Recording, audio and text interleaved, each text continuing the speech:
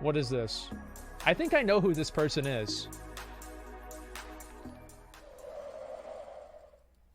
I think I know him on wait, no, it's not Twitch. So Twitter? Oh, he streams on Mixer. As we get closer and closer to summer and the release of WoW Yeah, Classic, I know this guy. there continues to be a lot of discussion in the community about how challenging the raid content will be. Many people have memories of vanilla raids being completely inaccessible for average players, with only the most hardcore guilds even setting foot Not into because the they were too legendary hard, 40-man though. encounters, and only the very best players having those coveted epic items. Yeah. On the other hand, private server enthusiasts have been watching the vanilla content be Enthusiasts. min-maxed to I love death it. for years now. Private servers are loaded with full epic players, and in many cases, the PvE content on private servers is actually over-tuned compared to retail vanilla. Many servers have raised HP and armor values on bosses and trash mobs in an attempt to make the 14-year-old content a bit more challenging. Really? Is that and true? Nostalrius Wow. even used a progressive itemization system to make early raids as difficult as possible. How'd that work? Regardless of these factors, within a few weeks of Blackwing Lair releasing on Nostalrius, over 20 guilds had killed Nefarian, Not if my too well. memory serves me correctly. So, what will the PvE... You know, actually, I wonder what the amount of guilds that were attempting Nefarian were, right? Because you obviously had like 20 guilds that were trying to do Nefarian, but how many guilds were actually trying to, you had a lot of guilds, but how many guilds were actually trying to do Nefarian? I wonder about that. Because I bet it probably wouldn't even be that many. landscape actually look like on Classic. It's hard to Yeah, know 21. because we don't have a lot of information regarding how Blizzard 19, is going the other to one was tune a the pug. bosses. It even certainly better. seems like they plan to use the default values from retail vanilla in terms of resists, armor, parry chance, HP, and stuff like that. Regardless, one thing is certain. Bosses will die very quickly. Obviously. Everybody knows this. There's no way that won't happen. I can say with 100% confidence that the majority of servers will have at least one or two guilds full cleared, newly released raids on day one. This is just the reality of playing a 14-year-old game in a day and age At least when a this guy's simple Google realistic. search I'm can glad tell about you that. exactly how to kill a boss. World firsts and server firsts will definitely still matter, but the races will be very short and tight. I'll reference Nostalrius Blackwing Lair release one more time here. Less than 10 minutes separated Dream State's server first kill from our second place kill in Nope, and about a half dozen other guilds had full cleared the raid by the time we woke up the next day. Wow, that's a hard raid.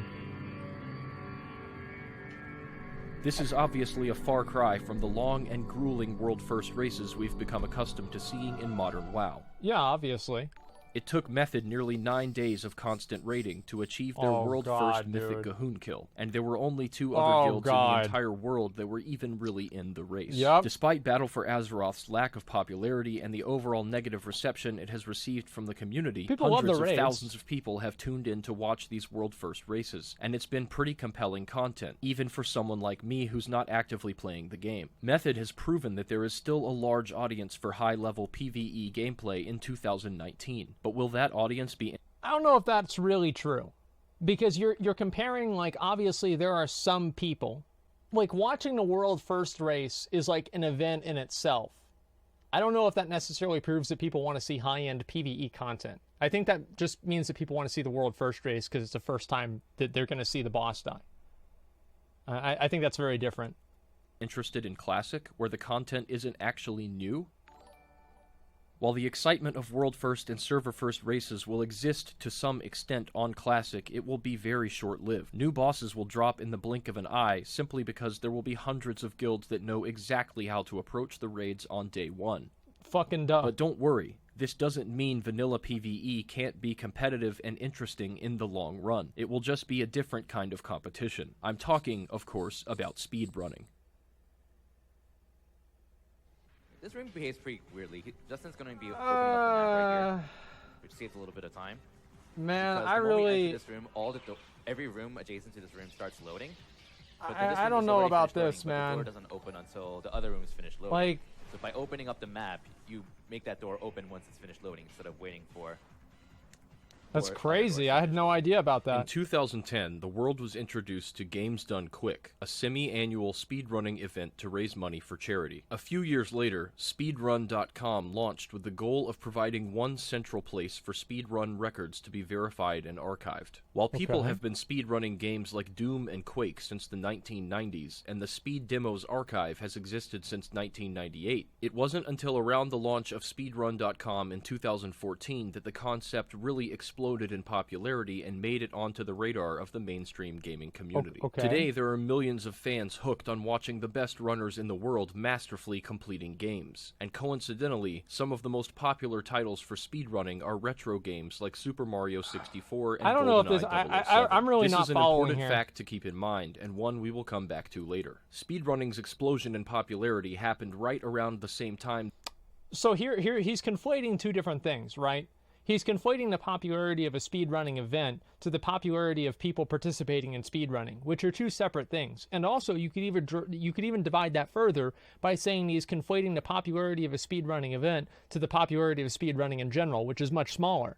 So I don't necessarily think this is true. I think that, yes, obviously some people are going to be excited by the idea of clearing a Blackwing layer in 33 minutes or whatever, however fast that they can clear it. But the vast majority of the player base is not going to be interested in that content. Now, does everybody want to watch a guild try to clear Nax in under an hour? Fuck yeah, that's awesome. But does everybody really care about doing that on a regular basis? No. It's just something whenever somebody does something new, people watch it and it's like, okay, that's cool. Now what else? What else is new? Right? I don't think this is a sustainable thing, and it's also not something that's accessible or appealing to the majority audience. Okay. The vanilla private All server. right, am I... do I true here? Is this a true or is this a true or what? Unless you get rewards? Yeah. Okay, all right, that's enough truce. All right, good. Servers were experiencing a similar explosion in popularity. In the summer of 2013, the vanilla scene was heavily concentrated on the Phoenix Emerald Dream project, and European guild Team Plague was widely considered to be the best on the server. Competition and rivalries were fierce, but there wasn't really a way to objectively measure success until a really awesome guy named Dilatazu launched RealmPlayers.com, the first ever armory and statistics website for private servers. The community immediately embraced the Realm Players project, and a few months later, Wow. Dilatazu introduced Raid Stats, a Realm Players plugin that collected detailed parses for private server raids. I'm trying to see if I could find... Guys.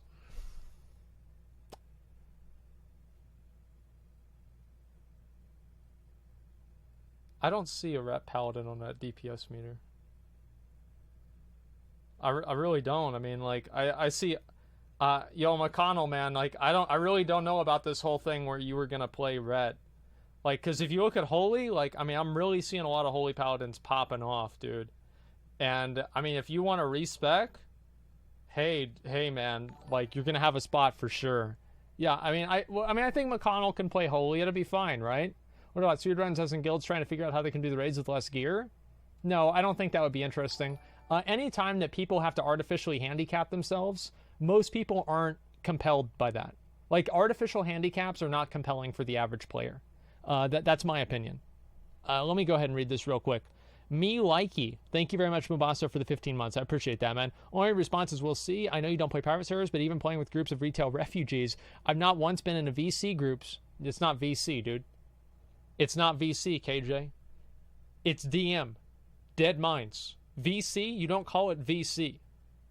It's Dead Minds. All right? Like Blizzard even confirmed this.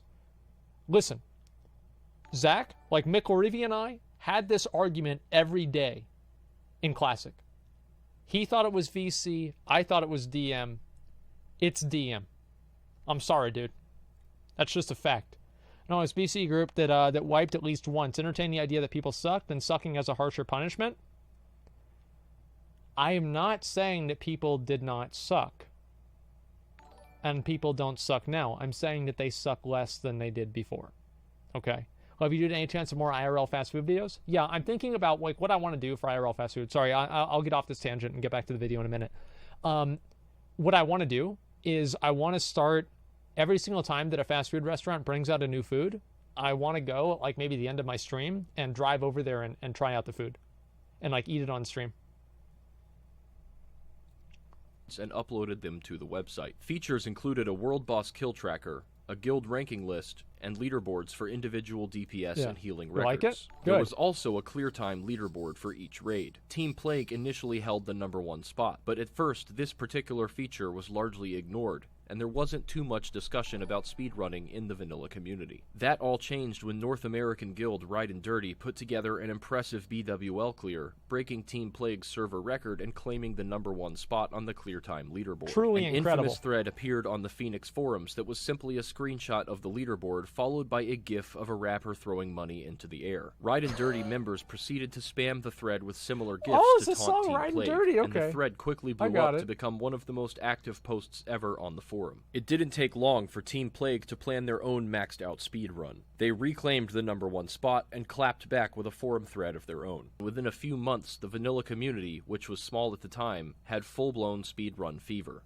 I thought they were going to say full-blown something else. Guilds became obsessed with finding ways to improve their clear times, and by the time Nostalrius released in early 2015, speedrunning had become one of the primary forms of competition within the vanilla scene. Nope held the BWL record on Nostalrius with a clear time of 32 minutes and 57 seconds. This After trash the was hard. Nostalrius I remember shutdown we and wiped its on this in revival Project as 70 Lightbringer, or 60. Progress achieved a 25-minute clear. And just a few months ago, longtime Vanilla Guild Vanguard from the Chronos server posted a new BWL world record, achieving a full clear in 20 minutes and 23 seconds. I'll include links. Think about that, dude.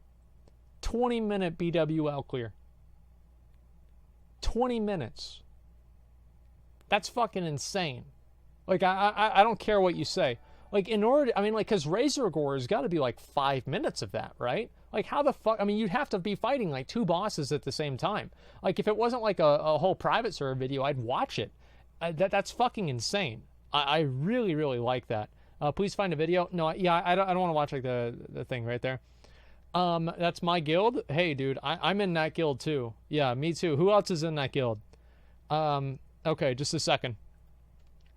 That's what I'm trying to play. Look, dude, let's go over here. To all 3 of these impressive clears in the video description. Unfortunately, it's a bit pointless to compare clear times from different private servers, because stuff like mob HP, armor values, proc rates, and damage coefficients different can every vary server. quite a bit depending on the server. Yeah, obviously. Even the positioning of trash mobs is slightly different from server to server. There are entire segments of trash that can be skipped with invisibility potions on some servers, but due to differences in mob positioning and aggro ranges, this is not possible on all servers. Do you know how you know this is a speedrun full of people that are serious? You want to know how you can tell? Half the raid is warriors. The more warriors you have, yeah, the better the better the raid's gonna be. Like that's how Classic used to be, and that's how raiding should be now. Like you should be at least bringing like 6 warriors to a team, or to a fight. Like that's how it should be, as it should be exactly. And like watch this damage. It's also obviously pointless to compare a clear time in BWL gear to a clear time in Nax gear. Big but true. These factors haven't stopped the vanilla speedrunning scene from becoming incredibly competitive. Once Classic comes out, and everyone is playing the exact same version of the game, the competition will only get more intense. And I, for one, cannot wait to see world-class guilds push speedrunning to the absolute limit. I don't know if that's going to be as interesting for most people. Who's Over this the guy? past 10 years, speedrunning has emerged as a super fun way of making retro games competitive. I'd be The hell's he willing to doing? bet that almost everyone watching this video has played through The Legend of Zelda Ocarina of Time. You're It's goddamn an right. absolute classic and has been around for 21 years. But even today, speedrunners are finding new ways to push the limits of the game. Just a few weeks ago, the Ocarina of Time world record was broken once again by Norwegian speedrunner Torje, posting a mind-blowing time of 17 minutes and 1 second. It's Wow. easy to see why fans of retro games have Goddamn. fallen in love with speedrunning. It creates endless replay value and ensures took me that like 2 months. competitively minded players always have something to work towards, even when playing 20-plus-year-old games that would be otherwise irrelevant. It's no coincidence that the vanilla community has also fallen in love with speedrunning, and you can rest assured that clear times will be one of the primary measuring sticks for hardcore guilds on Classic. If the idea of perfecting your run for a world record doesn't get you excited to step back into vanilla raids, then I don't know what will. Like I mentioned, once we are all playing the exact same version of the game with the same values on trash mobs, the same mob positions, the exact same boss mechanics, the same proc rates on items, and the same rules in terms of stacking buffs and consumables, the intensity of competition when it comes to speed clearing raids will surely reach a fever pitch. Getting a server first kill on Classic will surely be an accomplishment any guild can be proud of, but as I mentioned at the beginning of the video, the races will be short. The server first kill is it's an attendance award. Were you there? Yep. Okay, kill the boss. Easy. All right, there you go. Right, that's basically what the server first is. Do you guys like? So I think that he's making a bit of a compelling argument. Do you think that this is actually true? Do you think speedrunning is going to be as compelling and interesting and the meta for like classic WoW? A lot of people are saying, so like people are like half and half. A lot of people are saying yes. Some people are saying no. It's really hard to say. It will happen, but not the meta. Yeah, I mean, I think that you're seeing like people that are leveling all the way up to 60 on a private server and everything. These are people that are really, really serious about the game. And they're like, it's like Mythic Plus. Like, who does Mythic Plus 15s? Like, how many people are actually pushing above Mythic Plus 15? Almost nobody. Like, there's maybe like a handful of people. I'd say maybe a couple of thousand people. I mean, like, I don't really know. Like, I'd have to actually, how could I check that? Maybe I'd be able to look at it on Raider.io. But I bet it's probably less than 10,000 people that are actively pushing like Mythic Plus 15s and above that. And a lot of other people don't really care about it either. So maybe it could be interesting, but like the amount of like interest in like just watching random Mythic Plus runs is pretty low. Like the MDI does well, but everything else is not really as far up there. And tight. I can guarantee that clear times will be just as meaningful as server first kills, if not more so. Oh, chasing in a handful, yeah, I mean out of millions of people is 10,000. Yeah, 10,000 is a handful out of millions. I would absolutely say that, yeah. Individual DPS and healing records is also incredibly addictive for PvE-minded min-max players. That just about does it for my thoughts on PvE and speedrunning. If you enjoyed the video, subscribe for more Classic WoW content just like this. If you have any questions or comments, hop in my Discord and join the Classic WoW conversation. And don't forget to check out my Twitch channel so you can watch me attempting some speedruns this summer. I've also been streaming a bit on Mixer in the meantime if you want to stop by and see some more of my gameplay or just say hi. Until next time, I'm Ohhgee, and I'm counting down the days till Classic just like all of you. See you next time. I don't know why people would do Mixer. Here's how I feel about Mixer.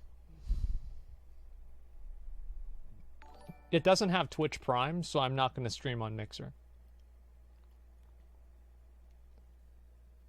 That's basically it, and that's why like so basically, I'm serious about this because Twitch has a monopoly on live streaming as long as they have such a strong incentive for broadcasters as Twitch Prime. Like for Twitch Prime, like for a lot of people, that's like half of their subs.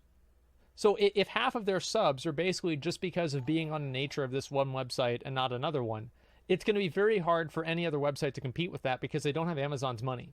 Like Twitch has basically bought a monopoly on live streaming. And the reason that they've done that is they've so heavily incentivized having people stream on Twitch through Twitch Prime. Now, also on top of that, you have Facebook. Facebook, I think this is pretty common knowledge now, Facebook pays people a ton of money to stream on Facebook. And it's still not really doing very well. Like, money isn't everything, but Twitch just has the most people. Like, and basically Twitch was the first website to do live streaming right, and they're paying so many people so much money to stay on the website. I don't really see that changing anytime soon. Facebook and Mixer are depressing. Well, yeah, it's like you stream on Facebook and you're like, yo, what up, boys? What y'all doing? How y'all doing? What's up, Michael? How many people we got in here? 13. Yo, what's up, boys? That's a baker's dozen. Hey, yo, make sure to follow. Give me a like. You know, it's sad, right? I mean, obviously you don't want to do that. Hey, I don't want to go on Mixer right now because I feel like that would be like kind of bullying to like see who, like, I don't know, like what the viewership and everything is on that website. But all I know about Mixer is the people that go to events that are Mixer streamers, they have a chip on their shoulder because there's a reason why they're not on Twitch. There's a reason for it. Somehow them and Twitch didn't get along, so all of them fucking hate Twitch. No, I'm serious. Like, remember that one time that guy tried to like get in a fight with Esfon because he was a Mixer streamer? It's pathetic. And no, it's not like you can say the N-word on Mixer. Like, as far as I know, Mixer has like what is like Mixer? You know what? I'm gonna look this up real quick. Let me just take this off real quick. Mixer terms, code of conduct. Let's see, code of conduct from Mixer. Let's see what this is. How we expect users to behave. Okay, so what is this? Mature rules of user conduct. Okay, here it is. Global rules, hate speech, harassment, calling a streamer a cam girl gets you a ban, submitting false reports, telling a user to kill yourself. I mean, like, if anything, I would say this is probably more restrictive than Twitch, right? I mean, like, this is insane. Botting in games, assuming authority. Wait, what? Oh, telling people you're a staff member. Okay, I see. Self-harm and other sites. Treat others in the community like you would treat them on Mixer. So you get punished if you say something mean on Discord. That's great. Games where the primary focus of the game is sex or nudity, age-restricted items, age of broadcasters, content quality. Content streamed on Mixer would be your creation. Commentary streams. Oh, okay, so I can't even stream on Mixer. All right, well, let's hope I don't get banned then.